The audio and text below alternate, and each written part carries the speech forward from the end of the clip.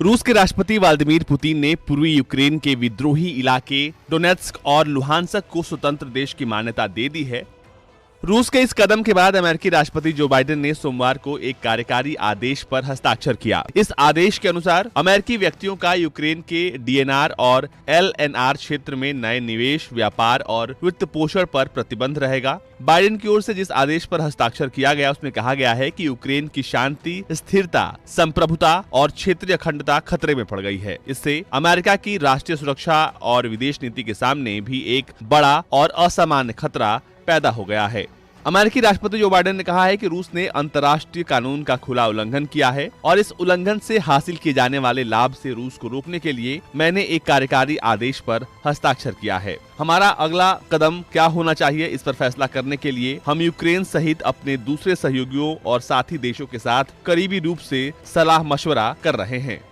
वहीं यूक्रेन रूस पर हुई संयुक्त राष्ट्र की बैठक में भारत ने भी शांति से मसले का हल निकालने पर जोर दिया। भारत की तरफ से कहा गया कि वो सैन्य तनाव की स्थिति को सुधारने के पक्ष में नहीं है, बल्कि मसले का हल बातचीत से ही निकल सकता है। यूक्रेन पर यूएनएससी की बैठक में भारत के स्थायी प्रतिनिधि टीएस मूर्ति शामिल हुए थे। यूएन में भारत के स्थायी प्रतिनिधि टीएस मूर्ति ने कहा कि रूस के साथ यूक्रेन की सीमा पर बढ़ती तनाव गहरी चिंता का विषय है। इन घटनाक्रमों में क्षेत्र की शांति और सुरक्षा को कमजोर करने की क्षमता है। स्थायी प्रतिनिधि की तरफ से कहा गया कि भारतीय नागरिकों की सुरक्षा आवश्यक है। 20,000 से अधिक भारतीय छात्र और नागरिक यूक्रेन के अलग अलग हिस्सों में और सीमावर्ती क्षेत्रों में रहते हैं और पढ़ते हैं, जिनकी सलामती भारत की प्राथमिकता है। टीएस मूर्ति ने साफ कर दिया कि वो सभी पक्षों से संयम बरतने का आह्वान करते हैं। हमें विश्वास है कि इस मुद्दे को केवल राजनयिक बातचीत के माध्यम से ही हल किया जा सकता है।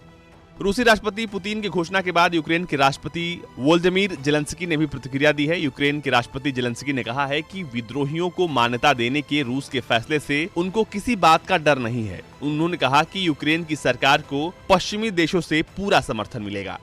वहीं ब्रिटेन और एस्टोनिया ने भी पुतिन के फैसले के बाद रूस पर प्रतिबंध लगाने की बात कही है। ब्रिटेन ने कहा है कि आज सरकार की तरफ से रूस पर कुछ नए प्रतिबंध लगाए जा सकते हैं। रूस के फैसले को यूके ने अंतर्राष्ट्रीय कानून का उल्लंघन माना है। यूक्रेन की संप्रभुता और क्षेत्रीय अखंडता पर हमला है। उधर एस्टोनिया के प्रधानमंत्री काजा कल्लास ने कहा है कि हम रूस के कदम की निंदा करते हैं और ये यूक्रेन की अखंडता का उल्लंघन है। रूस कूटनीतिक दरवाजे बंद कर युद्ध के लिए बहाने बना रहा है।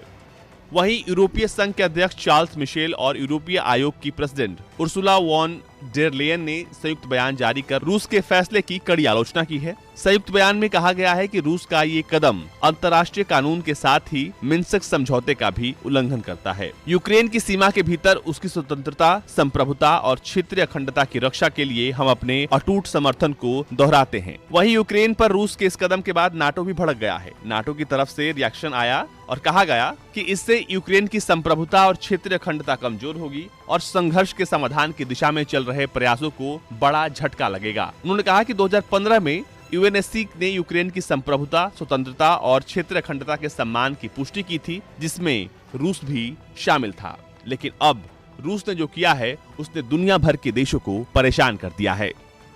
ब्यूरो रिपोर्ट, भारत तक।